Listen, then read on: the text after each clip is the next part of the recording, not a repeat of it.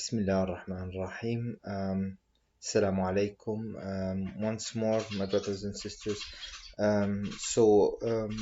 Today we're going to talk about the first most important thing to understand the reason for political oppression in our ummah and how to actually get rid of this oppression and the dilemma which many Muslims have, whether democracy is allowed in Islam and democracy is by default against Islam and against the Sharia and against everything which a Muslim stands for.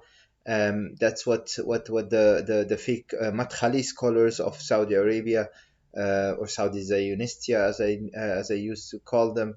Actually, I call them still, brought into the brains of many of the Muslims that democracy is the horror.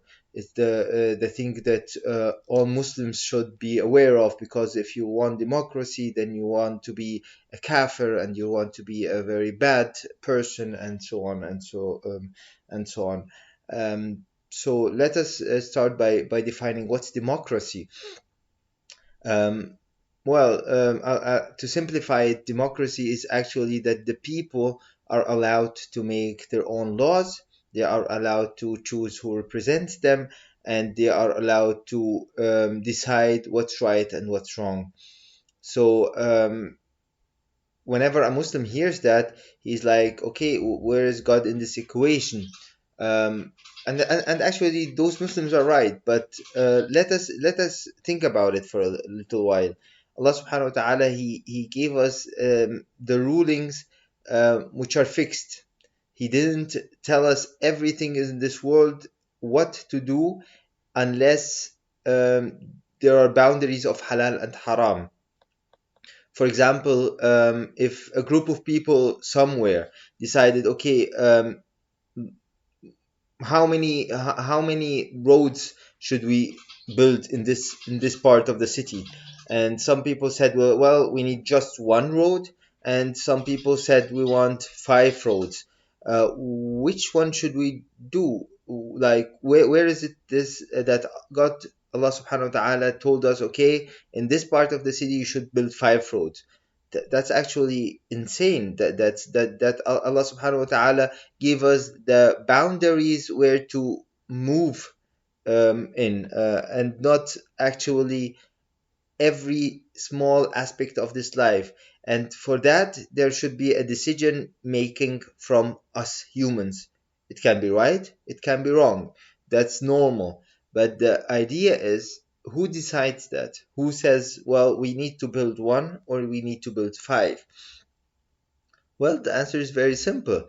Allah subhanahu wa ta'ala said, وَأَمْرُهُمْ شُورَى بَيْنَهُمْ, that we should try amongst ourselves to discuss stuff and decide amongst ourselves what to do in such situations. And that's simply democracy. That is democracy, to be able within ourselves with different opinions to reach a final decision on what to do regarding stuff which has no boundaries of halal and haram. Well, many Muslims have this all or none law of democracy. Okay, we take democracy as it is. We elect the rulers, and we are allowed to change everything. We are allowed to allow pedophilia. We are allowed to allow this and that and no. That's very stupid, to be honest, because nowhere does nowhere in the world is democracy applied in this way. Actually, let us start with the U.S. The US has the US Constitution, and in the US Constitution, those are rules which are fixed. No way they would be able to change in the Constitution of the United States. You know why? Because those are the foundations of the state. They cannot change that. If a Muslim state decides, okay, you know what? We have the Quran as our foundation. The Quran is fixed. We can change the other rules where there is no fixed ruling by Allah subhanahu wa ta'ala. As I said, how where we get the money from, where we spend it in. We have a lot of money now. Should we buy weapons? Do we need more weapons, or do we need to build hospitals, or do we need to build schools, or do we need to make more agriculture, or go more for manufacturing? Those decisions, that's a very very big um, um, playground for Muslims to make those decisions. And this is where we are asking for democracy, which is limited. Like everywhere in the world, there is no free democracy in the world.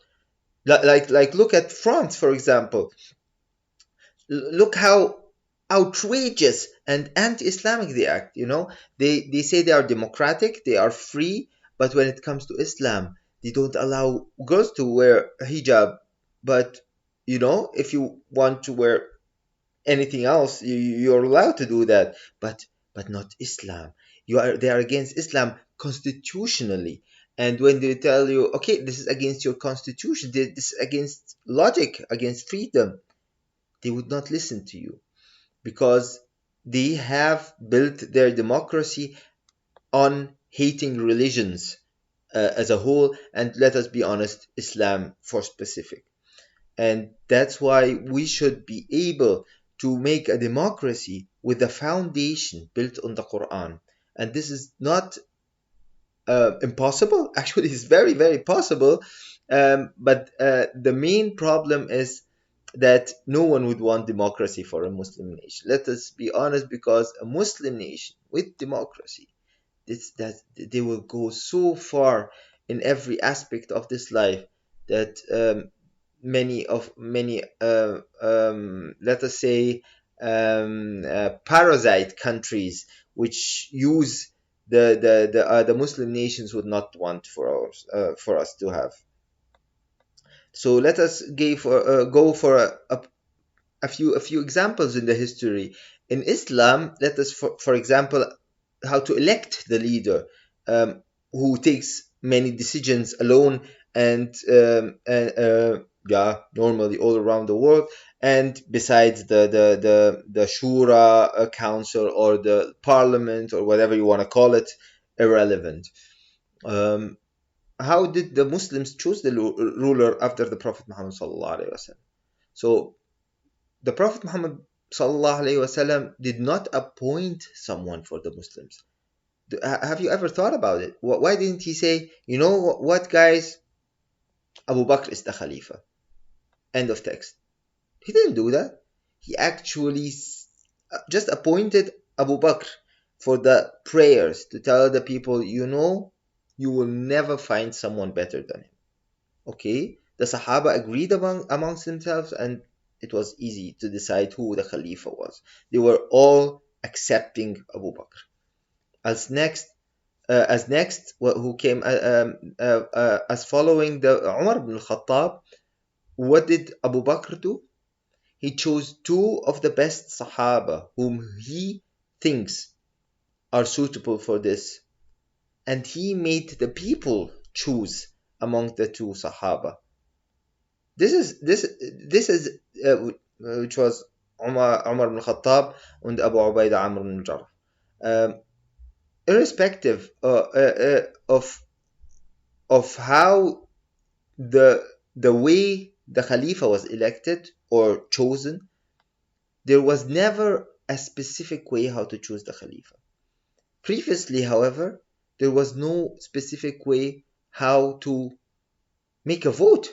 It was not impossible. The Muslim Ummah was over many kilometers of land, and to get every vote of every person, and put them together and see how many people want someone. That was impossible. That was not logical. And to be honest, till Ali, may Allah subhanahu wa ta'ala be pleased with him, there was no specific way to choose the leader. Unfortunately, and let me say this, which I know many people would not like, Muawiyah ibn Abi Sufyan, may Allah be pleased with him, let us, from my point of view, made the big mistake of giving power immediately to his family. This made the Khalifa well known before he became the Khalifa. So when this happens, the Khalifa does not need to try anymore to get approval of the people. For him, I am the Khalifa, I am here, whoever disobeys, he's put to death, or he's imprisoned, or whatever, or whatever. And many people would think, "What? How are you speaking about the Khilafah this way?" Well, let us be honest. Um, Hussein, may Allah be pleased with him, um, was actually foretold that he would be going to Jannah, inshallah, and he was killed by the army of one of those Khalifas. You know why? Because this man actually did not want approval from the people. For him, approval of the people was irrelevant because he took power from his brother, father, and so on. So he did not need the approval of those people to get to power. And when he doesn't need approval, then he can use the power to destroy all his opposers. I'm not saying enemies because actually this is what within the Islamic Ummah. I'm just giving an example. I'm not Shia and I will never be a Shia because, yeah, this is a long story. But this is what happened. If you accept it or not, this is irrelevant. This is what happened. Hussein was killed by the army of one of those people. Um, um, Abdullah ibn Zubayr was killed by one of those people, and many others, because they did not accept this way of getting into power. Because if someone is foretold that he is the Khalifa, the most powerful person on earth, or in this region, or in this land, irrespective whether he is competent, whether he is good, whether he is approved by the people, whether he's not a thief. Let us suppose he's a thief. How am I supposed to get him out of power and tell him, God, you're a thief. You should get out of here. A murderer. Let us see in Saudi Arabia now, right now. The guy killed someone, which was proven by camera that he killed that person. That guy has bought a painting, a house, and a yacht for $1.5 billion, and is still the vice or the heir to the throne of the Saudi Arabia, which possesses the Kaaba, or let me say it bluntly, occupies the Kaaba. If you are not able to get rid of such a person, a murderer, a thief, a blunt tyrant who killed people or imprisoned them just for saying their opinion, who paid billions of dollars to kill and imprison people in Egypt and other places in the world, and you still do you know that Saudi Arabia even returned some of the Uyghur Muslims to China to be persecuted and tortured? This is how it is. If the people were not able to choose their leader, and the leader did not need the approval of the people, political oppression and tyranny is inevitable. It will definitely come to you. And some people think, um, I don't care. I'm living a good life. Um, I have money. I have a good job. I have a wife. I have a house. I have cars. I have everything. I don't care what happens to other people. As long as I'm safe, then I would be okay. To address those people, I want to say political tyranny does not stop. When it needs something, it will come after it, irrespective of anything. And why is that? Simply because you are safe now does not mean that you are always safe. Let us say you are a wealthy person and this tyrant needed money. Do you think when he has no laws, he's God actually on earth, that he decides when to leave you and when to hunt you?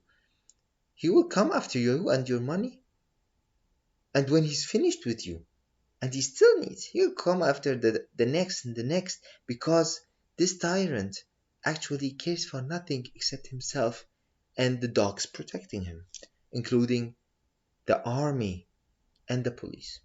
And this is definitely one of the main points we would have to address.